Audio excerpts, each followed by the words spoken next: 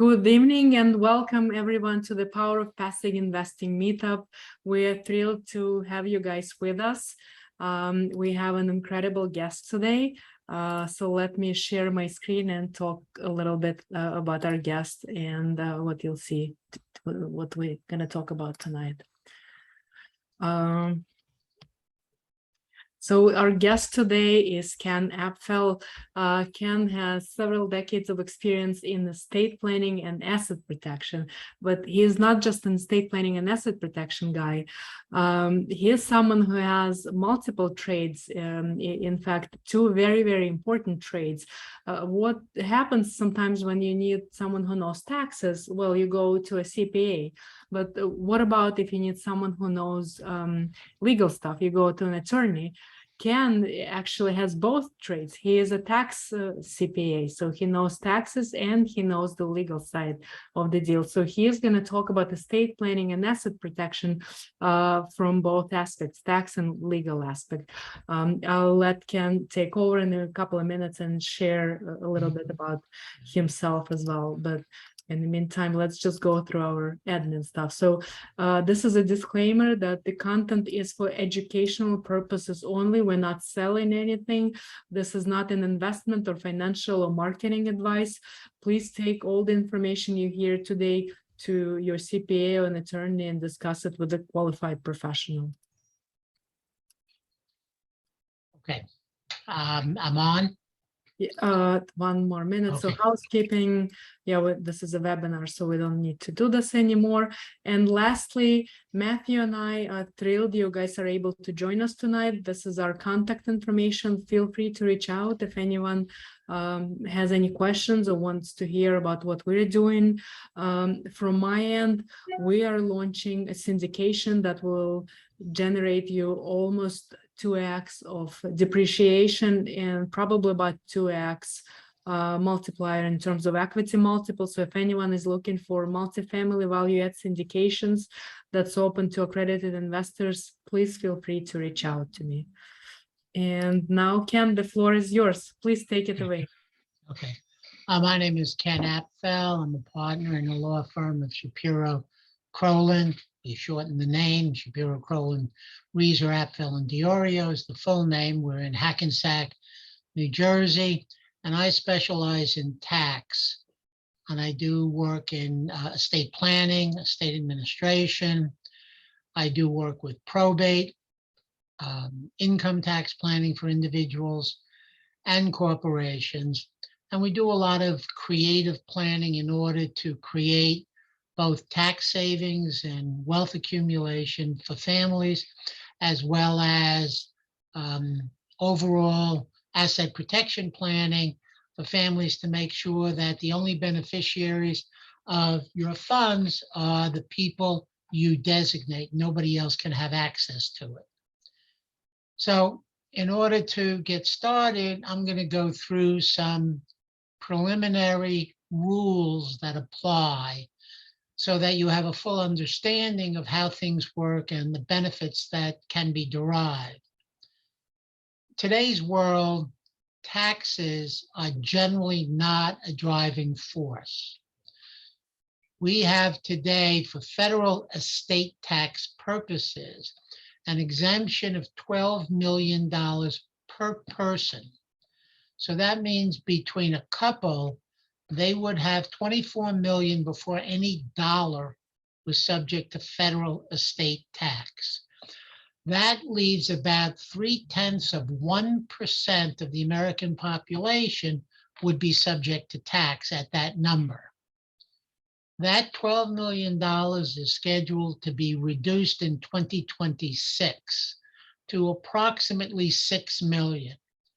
It will be 5 million back from like 2012, subject to inflation, through 2026. We're estimating it to be about 6 million, maybe 6.5 million per person. So again, at that level, not a lot of Americans are going to pay estate taxes, federal estate taxes. We also have New Jersey death taxes. New Jersey used to have two separate death taxes. One was an estate tax that was repealed in 2018, so it no longer applies. The other is an inheritance tax. That is a tax on the transfer of assets on death to third parties. And for New Jersey inheritance tax purposes, we divide the beneficiaries of the estate into separate classes. They're called the Class A beneficiary, a Class C, Class D, and Class E. Class A beneficiaries are basically spouse, ancestors, and descendants. And under New Jersey law, if assets go to that group, Class A beneficiaries, there's no estate tax at all. It doesn't matter how much is transferred. There's still no, I should say, no inheritance tax in New Jersey. If it's transferred to a brother or sister, spouses of children, spouses of a deceased child, basically, they would have the first $25,000 they receive would be exempt. Then the amounts above 25 would be subject to a tax of between 11 and 16%, depending upon the amount the individual inherits. And remember, the tax is per individual. Class D beneficiaries are everybody else except charities, state government, state municipalities, and so on. So when you look at assets and/or taxes, you have this big exemption. And under the law today, if I pass away and with a $12 million exemption and I give my spouse $5 million, and I have $5 million that go to other people, I don't have to pay an estate tax. But I've only used up $5 million of my $12 million exemption because any money going to my spouse is always tax-free federally. As long as it goes outright, and there are certain types of trusts that can be set up for a spouse that would qualify for what we call the marital deduction. Federal government takes the position that a couple is a single tax-paying unit for estate taxes. So that exemption, when you give it to your spouse, they'll wait till the second spouse dies and then have them subject to tax. So again, in my example, if I only use up 5 million of my 12, my spouse would inherit my 7 million unused exemption. This is called portability. So on my spouse's death, she would have her 12 million plus the 7 million she inherited from me. Again, not a lot of people are going to have to worry about taxes at that level. There is also a gift tax exemption, two kinds. There's a lifetime exemption, and then there's the annual gift tax exemption. The annual gift tax exemption is $16,000 per person per year. So if I had 5 children and I wanted to give them each a gift of 16, I can transfer to my children $80,000 a year tax-free. Just a gift, I use up my lifetime gift tax exemption. If I wanted to give them more, then any amount above the 16 per person goes against your lifetime gift tax exemption. The gift tax exemption is identical to the death tax exemption we spoke about, $12 million, now reduced to about $6 million in 2026. You can use up either this exemption during lifetime by gifts or on death, but it's a combined exemption to be used in either situation, not both. So you don't have a 12 million gift exemption and a 12 million death exemption. It's one 12 million exemption. Once you exceed that amount, the federal estate tax is a flat 40% on every dollar above the exemption. So we now know the basic rules for taxation. We now need to discuss the basic rules for how assets are transferred when a person passes away. Most people believe that when they die, their will controls where their assets go. That's only partially true. There are assets that you own that are not controlled by your will. For example, if you have a retirement plan, you designate a beneficiary. That is a contract with the retirement plan that basically says that if I pass away, my benefits are going to be paid to A. If your will says on my death, my retirement benefits are paid to B, that doesn't control. The custodian of that IRA is legally bound to only pay the designated beneficiary. Doesn't matter what's in your will. The same thing applies to a life insurance policy. You designate a beneficiary. That beneficiary gets the proceeds regardless of what's in your will. So that's what we call assets passing by contract. Then you have assets that pass by title. So if I own a home jointly with my spouse and I pass away, my spouse will automatically own the whole account. Doesn't matter what's in my will, it's automatic. The same thing would apply to a joint brokerage account, a joint bank account, and other jointly held assets that have rights of survivorship. The survivor owns the whole immediately on death. It's not controlled by your will. You can also have accounts that are called TOD, transfer on death, or POD, pay on death. Those accounts would say when I pass away, they ought to be paid to whoever you designate. Again, that's by contract with the institution. Your will doesn't control that either. Years ago, they used to call the poor man's will jointly owned property. People wouldn't go to a lawyer because they couldn't afford it. So what they did is they put everything in joint names. When they passed away, the joint owner owned the whole. He didn't need a will. The problem is nobody can put everything in joint names. There are always some assets floating out there that you don't know about or that'll come in later that you need the will to direct where they are going. So that's an important criteria to understand. There is also a rule which is called a step up in basis.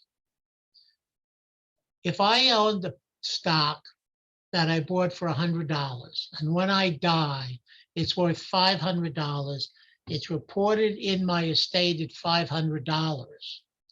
My children or my beneficiary, whoever it is, will receive a new cost basis in that stock of $500. In effect, my family would escape income taxes on all of that appreciation if I owned it to the date I died because it was subject to estate tax. Even if no tax is paid, it does not matter. So now you have a decision to make with respect to your assets. If you give them away during lifetime, the basis that you have would carry over. So if I gifted that stock to my children, for example, and they wanted to sell it at the time of my death, they would have a gain of $400. My cost basis would carry over.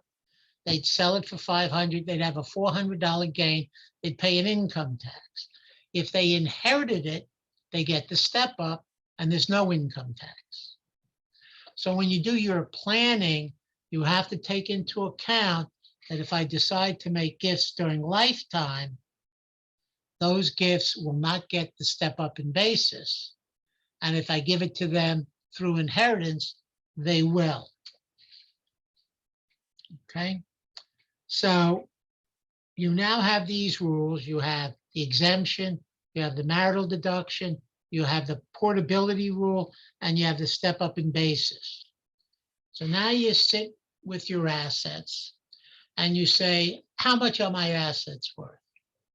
Let's take a typical case. If somebody has assets worth $3 million, they're not going to be subject to estate taxes now, or even when they reduce the exemption in 2026. And please remember, this is all predicated on current law. The government always has a right to change the law. And then you have to look at the new law and see how it impacts you.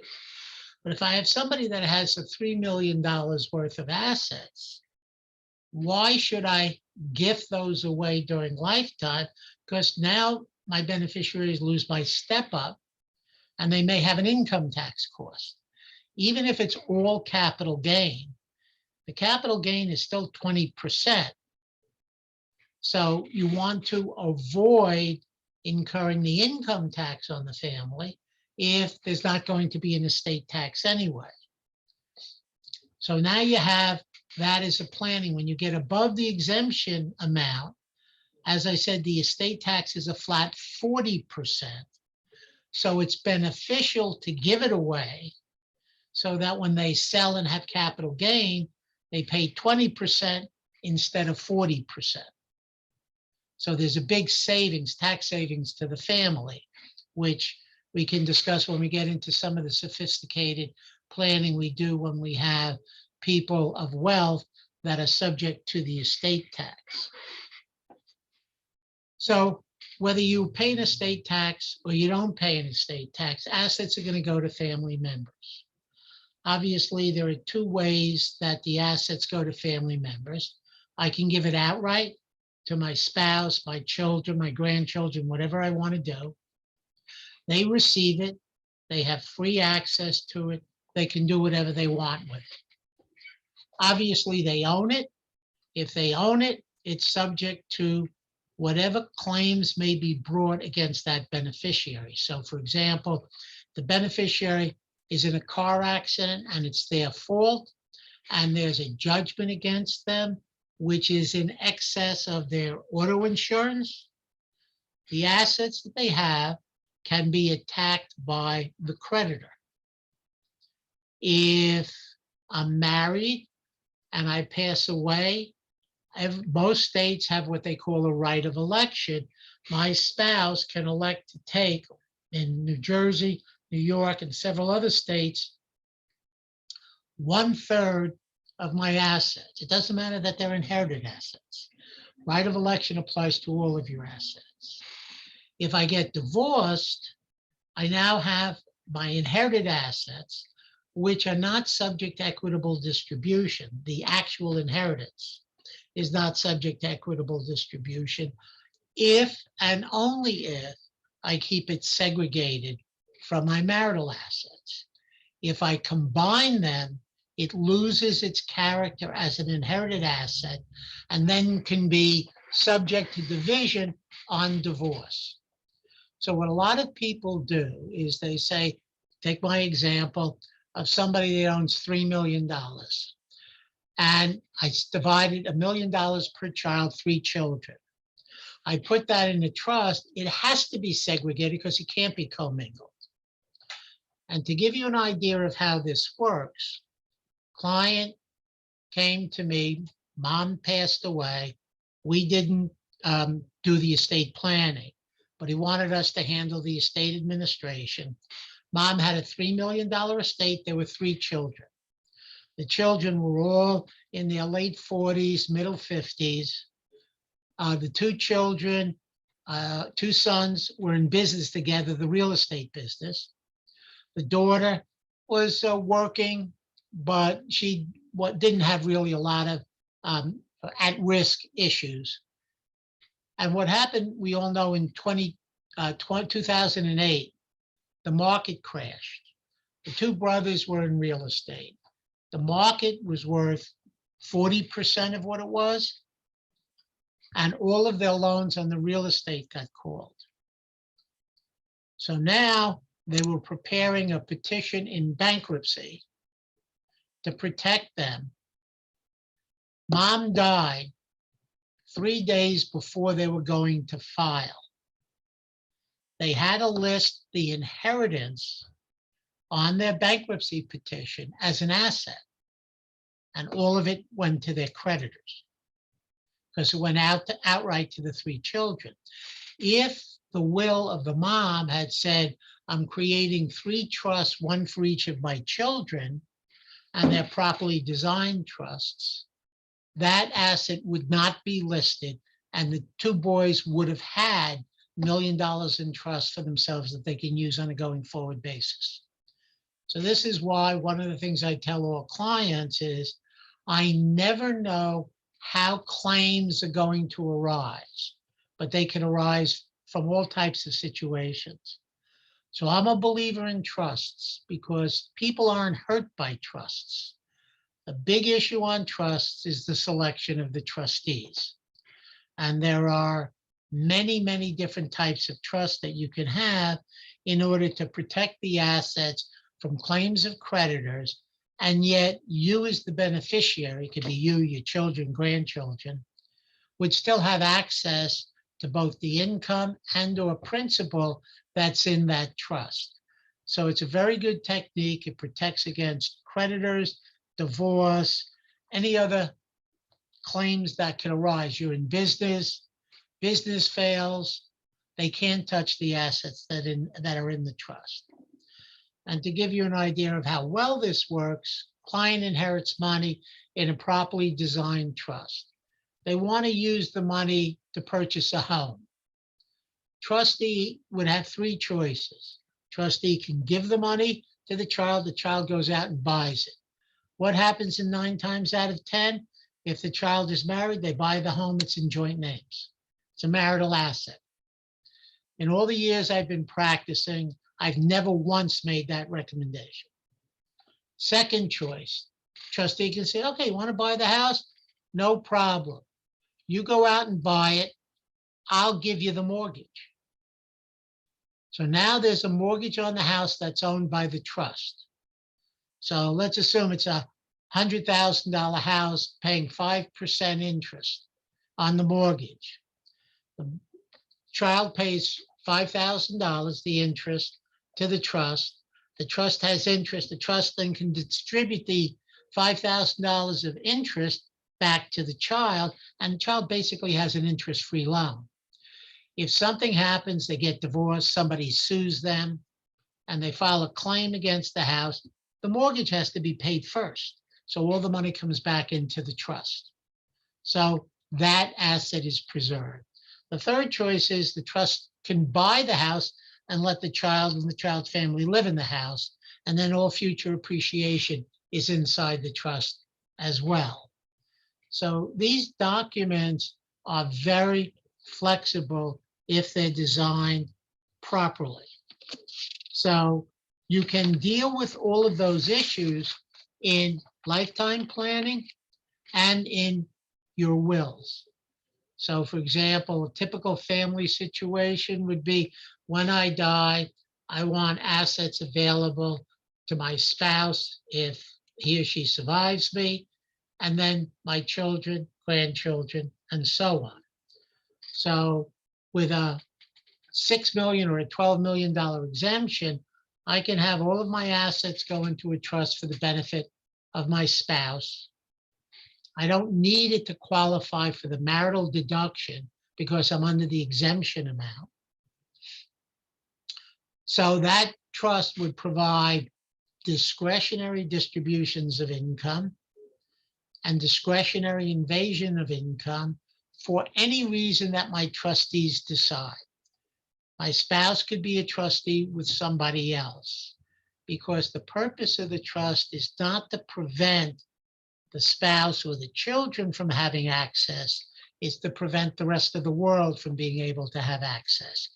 So the spouse will always have a friendly trustee, or after the spouse passes away, the children could be a trustee of their own trust if they're capable, with somebody else. And as long as there are no mandatory distributions, the creditors of the beneficiary cannot reach the income or the assets of the trust. So it can become a bulletproof vehicle for the child. To give you an idea of how strong they are, if the child owes taxes to the federal government cannot break the trust. They cannot collect from the trust. The child doesn't own it. It's not his or her asset. It's an asset of the trust. So it becomes a very good vehicle for taking care of assets. One of the commonly used trusts would be what we call a life insurance trust, where you have your life insurance owned by the trust, and the trust is the beneficiary. So it's not part of your estate. When you pass away, that all goes into the trust to protect the people that you want. It could be spouse, it could be children, grandchildren, brothers, sisters, aunts, uncles, it doesn't matter. All of that is available to the beneficiaries and only the beneficiaries. And that doesn't cost much. The only thing you have to do is to make sure there is enough money in the trust to pay the annual life insurance premiums. And life insurance is a special asset. It's not removed from your estate until the third year after the date of the transfer.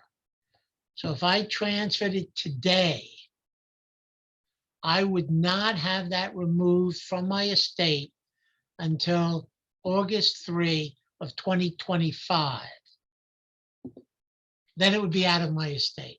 And if it's in my estate, it's counted as an estate asset, even though the proceeds are still paid to the trust. All this is a tax provision that subjects it to tax. It doesn't change who's entitled to receive it. So we have this mechanism in your planning program where trust can be set up for a variety of purposes. In New Jersey, there's something called a self-settled trust rule. I cannot create a trust for myself and others and have that not be subject to claims of my creditors. Well, there are a whole bunch of states, about 10 or 12 now, that have changed that law. So you can go into the state, I can create a trust for my benefit and the benefit of others. I can't be a trustee. And I can have those assets outside of my estate and outside of the claims of creditors because of the law of the state where the trust is created. So now I can give away assets if I'm a wealthy individual and always know that if I ever need those assets because something happens, it's available. If I don't need them, it all goes to my family, estate tax free because it's outside of my estate. I have a completed gift. So whatever I transfer to the trust, I have to report as a gift, and it comes off of my exemption, my $12 million until 2026, or my $6 million number after that. So people that have a lot of wealth, we are encouraging to give serious consideration before 2026 to use up their lifetime exemption of $12 million. Because if you live past 2026 and the exemption goes down to 6, but you've already used up your 12 legally, the government can never tax that difference between the 12 you've used and the 6 current law that is in existence. There's no quote, it's called a clawback, where they'll tax you on that extra 6 million. That's all also in the statute. They can never tax that 6 million that you gave away. So you have your lifetime planning where you can use that and set up trust for yourself, for others, or whatever. And obviously your death tax planning, which would be through your will when you have it. So there are all different types of trusts that are created. Some people have children with special needs. There's something called the Supplemental Needs Trust, where a child with special needs qualify for benefits.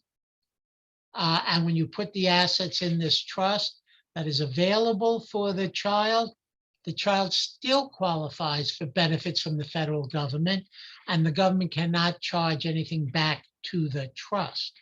So it's called supplemental needs because it's designed to supplement the benefits that the child is receiving through any kind of government assistance program, like Social Security, disability, or whatever.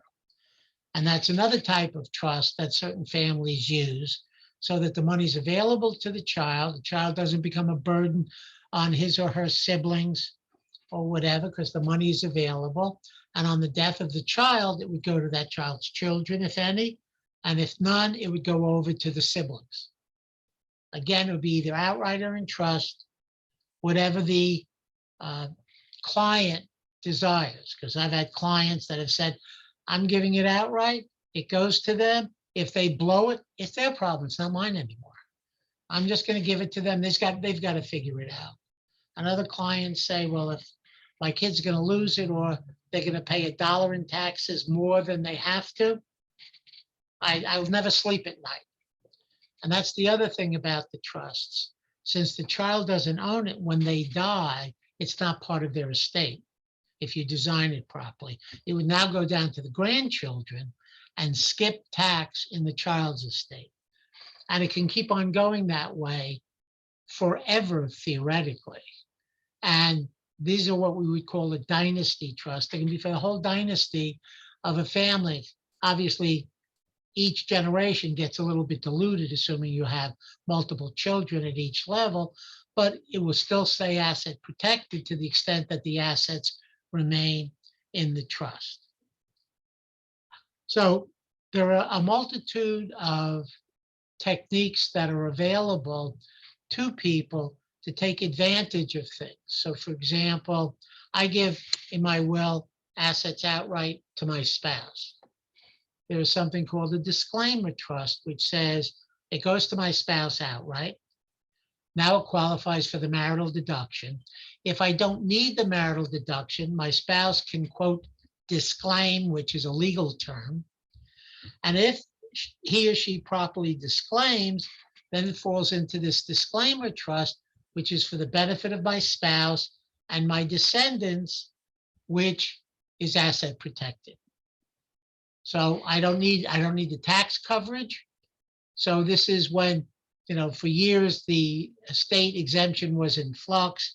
We used the disclaimer trust as a fail-safe, give it so it qualifies for the marital deduction, and then the spouse can always disclaim and have it fall into this trust.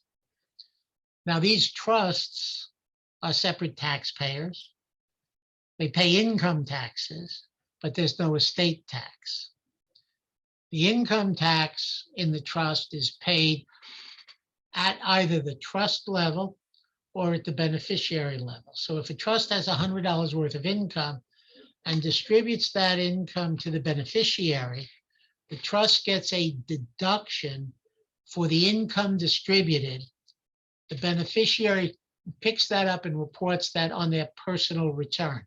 One level of tax, either at the trust level if the trust keeps the income, or at the beneficiary level if the beneficiary gets the income. If there's a distribution of more than the income, then it's a principal distribution, and that's not subject to income tax.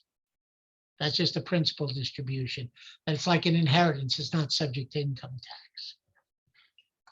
So the concept behind all of this is to have the ability to transfer assets and take advantage of the laws that exist in order to transfer the maximum amount of wealth in the best manner to meet the client's goals.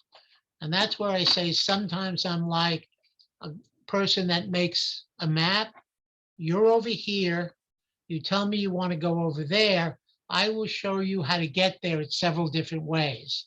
And you will tell me which way you find best for you and your family to provide as much asset protection as you want, because all of these trusts can last for the lifetime of the child.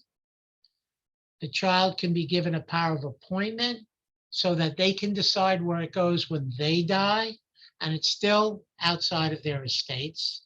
Or it can be, it stays in trust until they attain age 35, 45, 50, whatever, so that it's protected for as long, excuse me, it's protected for as long as it's in trust.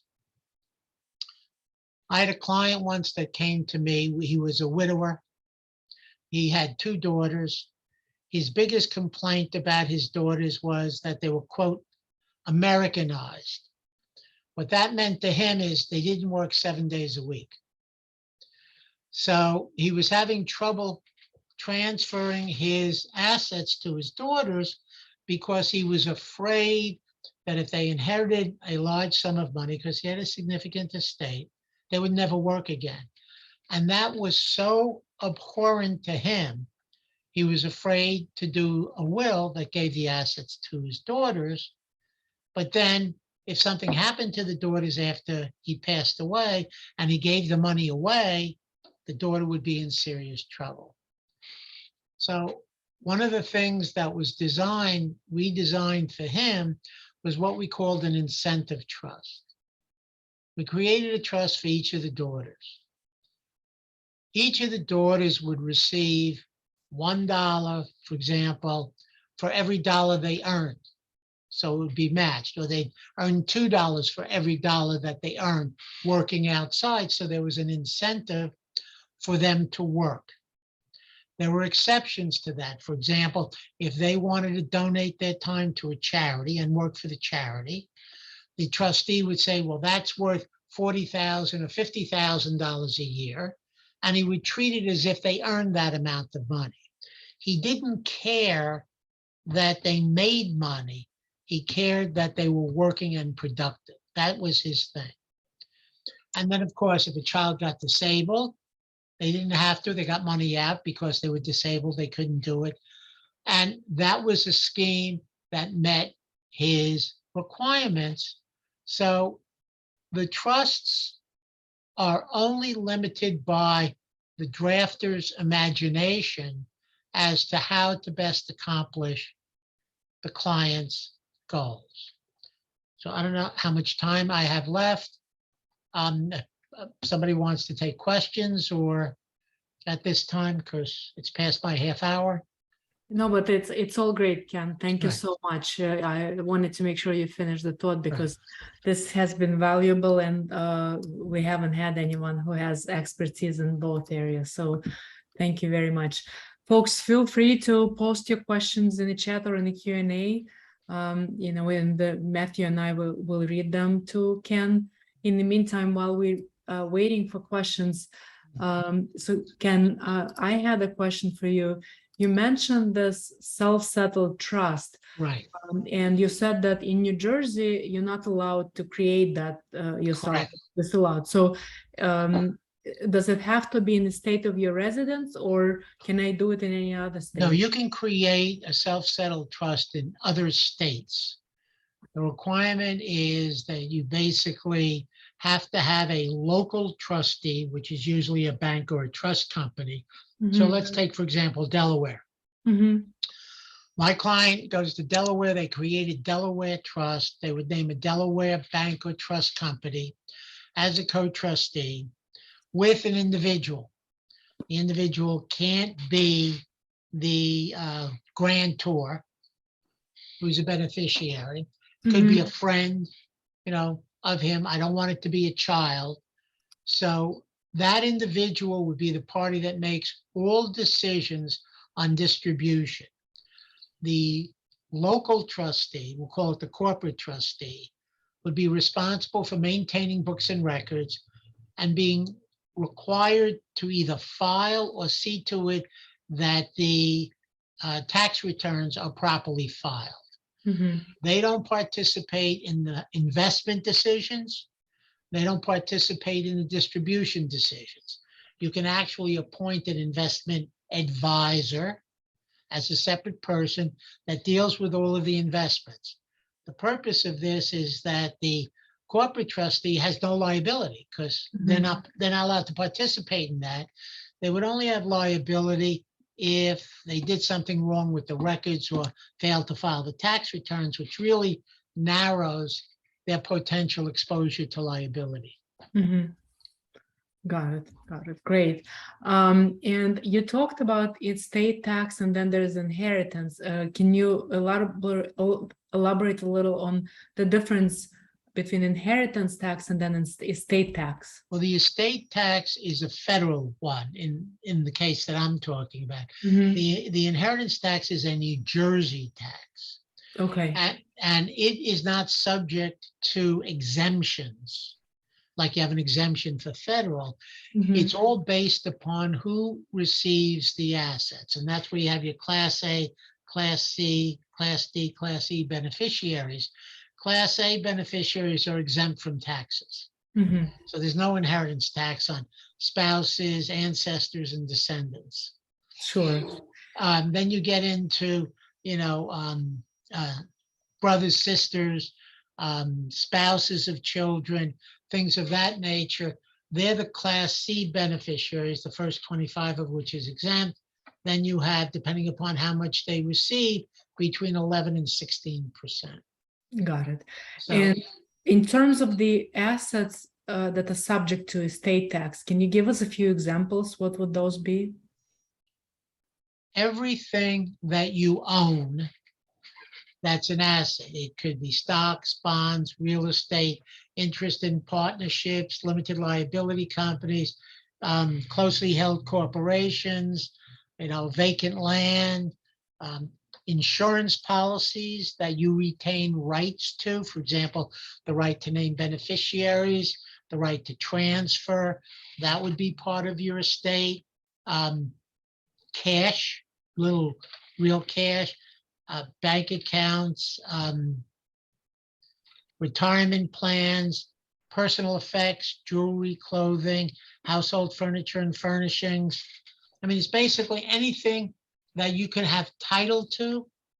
If you own it, when you pass away, it's all part of your estate, including assets that are overseas. Got it.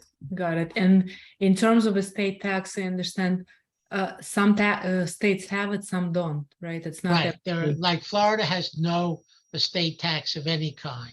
New York has an estate tax. That exemption amount was $5 million. Let me just think.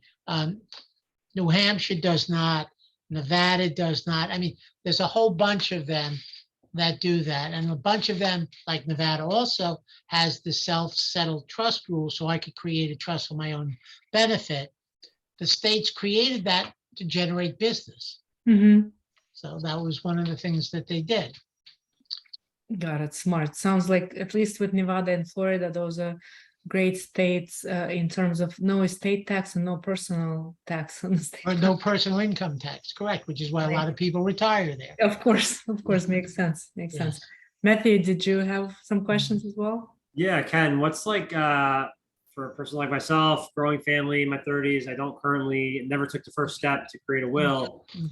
What's the first step? Do we have to engage an attorney or someone professionally, or is it something as simple as getting a template from someone like yourself? Or I don't believe in templates because templates don't give you choices as a real practical matter. A young family, what I generally recommend, first of all, I always say the second you have a child, you need a will, if for no other reason than appointing testamentary guardians for the child. Standard estate planning is a will, a healthcare power, or some people call it a living will, where you appoint somebody to make medical decisions on your behalf if you can't make them for yourself, and a power of attorney so that somebody can manage your business affairs if you become disabled. Those are the three standard documents. So when you have a will, you say, okay, there's myself, my spouse, my children. So again, you have assets, you have life insurance.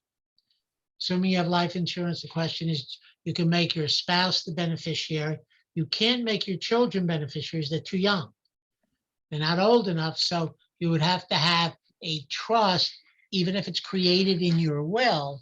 So if your spouse doesn't survive you, the assets go into a trust for the benefit of the children, as well as your other assets, the insurance policy and your other assets, retirement plan, or whatever else you may own. Whatever it is, it's there for your children. So it doesn't have to be a complicated will, but the question is, do you want to give it outright to your spouse, for example, life insurance? And let's assume you get $1 million life insurance policy. Now there's $1 million. Do you want it to go outright, or do you want it to go in trust? Here's the difference. You have a young family. The odds are that your wife could remarry if something happened to you when you're young. And then maybe her new husband has children by a prior marriage. Does that mean this asset's going to be divided among all of the children or just your children? Give you an example. Client had a closely held business. He had a son and a daughter. The son was in the business. The daughter was not, but her husband was in the business, the son-in-law. The father loved his son-in-law, but when he divided up the business during his lifetime, he kept a third for himself, gave a third to his son, and gave a third to his daughter. Even though the son-in-law was in the business, goes to family. Unfortunately, what happened is the daughter passed away. She had what we call an I love you will, give everything to my husband. She was young. They had young children. No, the parents didn't care because I told you they really loved their son-in-law. What happened after a few years? Son-in-law remarried, married a woman with children. He passed away. All of his assets went to his wife. Now his wife's receiving assets, including a third of the business. And now she has her children, and you have these other children that are not hers. Where do you think the business is going? The business is probably going to, I don't know, but you would assume the business would go to her children. That would be normal. If that third of the business was in a trust for the daughter, even if the son-in-law was a beneficiary after the daughter, we know after the son-in-law, it's going to their grandchildren. Cannot go outside. That's one of the things that trusts do.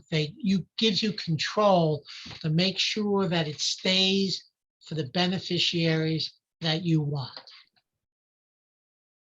So that's what I would recommend. It's not a complicated will, but you'd have a will, you'd name testament, your guardians, an executor.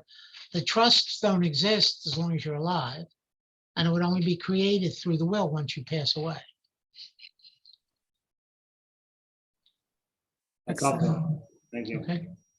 Very nice. Ken, I don't see any more questions Okay. in the chat. Matthew, did you have any, or did you see any more questions that we missed? Not seeing any others. Yeah, Ken, tons of information. Your depth of the knowledge, right, and your experience, right, it comes through when you speak to the topic. So it was very insightful. Appreciate your time. Pleasure being here. Ken, what I want to ask you is can you please share your contact information, so if people want to reach out to you, they know how to connect with you? Okay. Yeah. My telephone number is 201 488 3900. 3900. Okay. Yeah. Posting it in the chat. My email is KA, P as in Peter, F as in Frank, EL at Shapiro Crowland, CROLAND.com. And I posted your company's website as well. Yeah, that's fine. Oh, no. Good. So would you have on my email? It's CRO, no W. Oh, no W. Okay. No W. Okay, cap.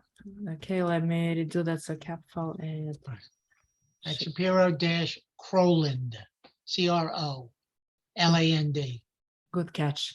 Okay. That's perfect. Okay, Yeah. my bad. Excellent. Ken, this Make was sure you very delete the helpful. one on top. Yeah, no, the one on top, I don't know if I can delete it. Yeah, it's not allowing me, but Okay.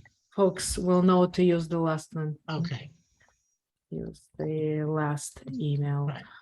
Yes, Ken, this was very, very helpful. Thank Okay. you so much. Your wealth of knowledge, and I'm sure our listeners will reach out. The webinar will be recorded and posted and shared with our list. So please expect more folks reaching out afterwards. Be my Thank you. pleasure. Okay, Have a great thank you. day. Bye-bye. Okay, right. Thanks. Have a Bye-bye. night.